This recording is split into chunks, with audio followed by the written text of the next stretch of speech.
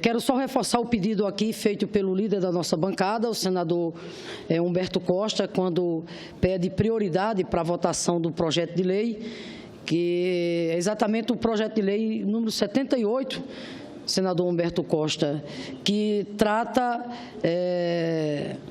de subsídios, de valorização, né, da carreira policial, tanto da Polícia Federal como da Polícia Rodoviária Federal. Portanto, um projeto, segundo as informações que a gente tem, vem para promover a valorização desses servidores e quero me somar a Vossa Excelência para que o projeto, portanto, seja colocado como o primeiro item da pauta e seja aprovado.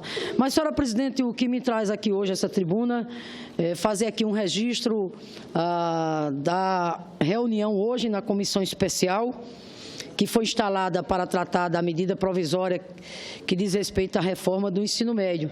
Medida provisória essa que foi editada em 22 de setembro, portanto, ela teria ainda vigência, senadora Regina, até março do ano que vem, mas, né, a base do governo golpista tem pressa.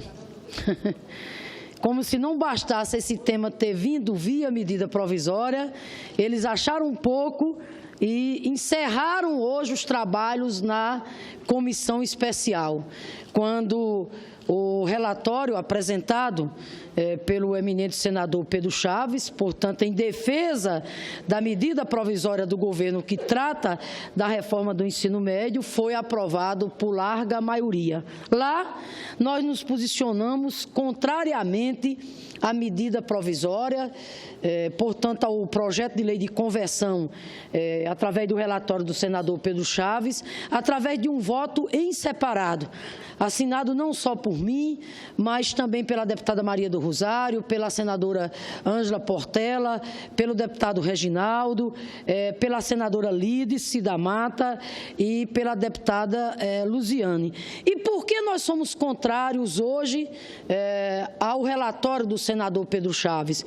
Porque a medida provisória, no seu conteúdo original, e o relatório do senador Pedro Chaves não apresenta uma resposta concreta ao cenário de dificuldades pelo qual passa o ensino médio, senadora Regina. Na verdade, a proposta de reforma, ou vamos dizer assim, de contra-reforma do ensino médio, porque é assim que devemos chamar essa proposta do governo ilegítimo, do governo federal, ela vem na direção de piorar a qualidade do ensino médio. Se não, vejamos, a questão da carga horária. O ensino médio hoje, ele tem 800 horas ano, 2.400 horas relativo a um período de 3 anos para 200 dias letivos. O que é que o relator fez? O relator até aumentou a carga horária no prazo de 5 anos, progressivamente para 1.000 horas. Entretanto, senadora Regina, reduziu drasticamente a parte do currículo dedicada exatamente ao conteúdo, à formação geral. Vou repetir. Ele ampliou a carga horária inicial de 800 para 1.000 horas, inicialmente no período de 5 anos, depois 1.400 horas, mas, ao mesmo tempo, reduziu drasticamente a parte do currículo destinada à formação geral e ao conteúdo. O que isso significará? Significará nós ampliarmos as desigualdades sociais, as desigualdades regionais. O que é que isso vai significar? Vai significar os alunos, os estudantes da rede pública ter o ensino médio, senadora Vanessa, cada vez mais precarizado. O ensino médio que, no final, por não dispor de uma formação geral sólida, né, do conhecimento geral sólido e, ao mesmo tempo, não dispor também de uma especialização, de uma preparação profissional consistente, sabe o que é que vai acontecer, senadora Regina? Esse garoto da escola pública, ele vai sair de lá ele vai sair de lá, portanto, sem condições adequadas, para ingressar no ensino superior, se assim for o desejo dele, e, ao mesmo tempo, sai de lá também sem o devido preparo para o mercado de trabalho, porque vai receber uma especialização, uma preparação profissional aligerada, ou seja, a proposta de contra-reforma do ensino médio do governo ilegítimo que aí está, vem na direção, senadora Regina, de aumentar o apartheid, na medida em que nós vamos voltar àqueles tempos de antigamente, da década de 70, quando a gente tinha uma escola para os pobres e outra escola para os ricos. Por que eu estou dizendo isso? Porque alguém tem dúvida aqui que as escolas particulares vão abrir mão de oferecer o currículo integral, de dar todo o conhecimento, de dar a formação geral? Alguém tem dúvida que elas vão abrir mão disso? Não irão de maneira nenhuma, mas em compensação, para a escola pública, o que é que o governo ilegítimo que está aí faz? O que é que o ministro da Educação faz? Faz uma mudança do ponto de vista da carga horária, uma mudança do ponto de vista da organização curricular, empobrecendo cada vez mais o currículo, e volto aqui a repetir. O estudante que sai da rede pública, ele vai competir, se o desejo dele for de ingressar na universidade, com o estudante da rede particular, em condições muito desiguais. Por quê? Porque a ele está sendo sonegado, os estudantes da rede pública, o conhecimento geral, a formação sólida, a formação integral. Ao mesmo tempo em que uma parte será destinada, repito, para uma preparação profissional aligerada. Para quê, senadora Regina? Certamente é para voltar àqueles tempos de formar um exército de mão de obra para adentrar no mercado de trabalho com as subocupações, baixa remuneração, os cursos de auxiliares disso e etc. Segundo, quero aqui ainda adiantar ainda os equívocos da medida provisória. A proposta original retirava o ensino de artes, de educação física, filosofia, sociologia, o que foi que o relator fez. Depois do debate, é fato, ele trouxe o ensino de artes para o currículo, até porque era um absurdo. Mesmo assim, é importante aqui ressaltar, ele trouxe o ensino de artes para o currículo, mas só até o 2º ano do ensino médio. Segundo, deixou educação física como está. Entretanto, quero aqui destacar, sociologia e filosofia estão fora, né? Outro ponto, senadora Regina, também extremamente questionável, é os chamados itinerários formativos, porque 60% agora é para a base comum, portanto, um período, uma parte extremamente reduzida, e 40% para a formação profissional. Ao mesmo tempo em que eles criam uma nova modalidade, que é a chamada educação profissional técnica. E eles dizem, na medida provisória, que o estudante terá direito de escolher entre os 5 itinerários formativos que a educação profissional vai oferecer. Mentira, senadora Regina. Mentira. Na verdade, pela própria lei, o estudante só terá direito a escolher um itinerário, somente um itinerário, né? Então, eles estão fazendo propaganda enganosa. Some-se a isso também o fato, senadora Regina, de que a maioria das nossas escolas, das redes estaduais, o ensino médio por esse país afora, padece, né, de condições estruturais, né, para oferecer uma boa educação, um ensino de qualidade. Para a senhora ter uma ideia, nós temos mais de 3 municípios pelo país afora que só tem uma escola do ensino médio.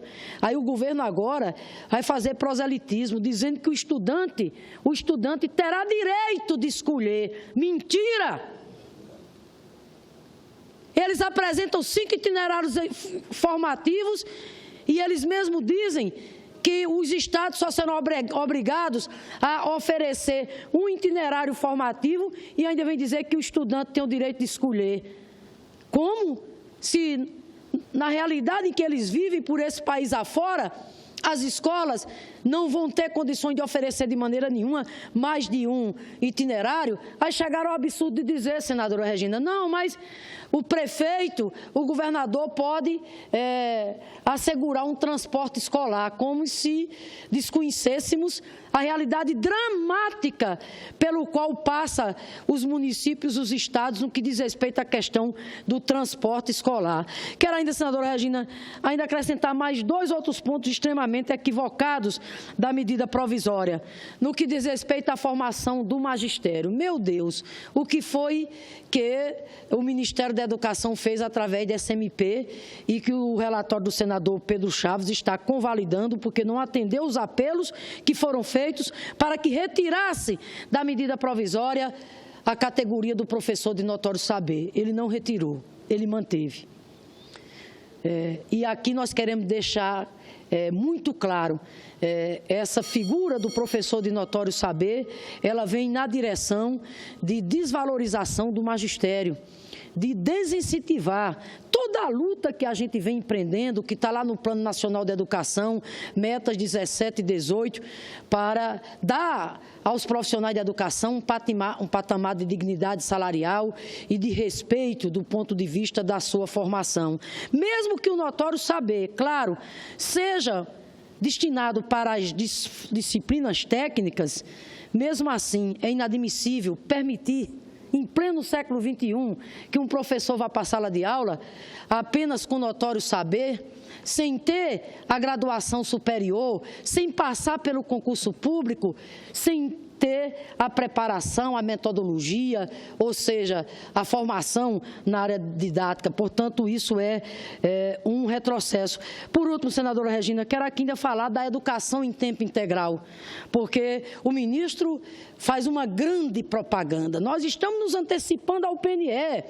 Nós vamos, enfim, garantir que os estados agora ampliem a oferta de vagas na modalidade de educação em tempo integral. Engodo, porque o que é que o ministro está propondo?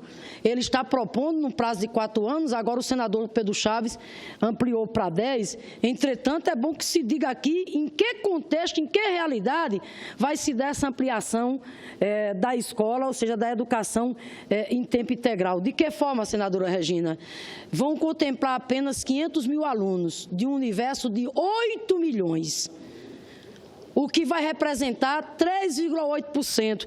Portanto, uma proposta totalmente distante, divorciada daquilo que reza o Plano Nacional de Educação, que é até 2024 a gente chegar a 50% das nossas escolas em educação em tempo integral e assegurar, no mínimo, 25% de matrículas. Volto a repetir, senadora Regina, de 8 milhões...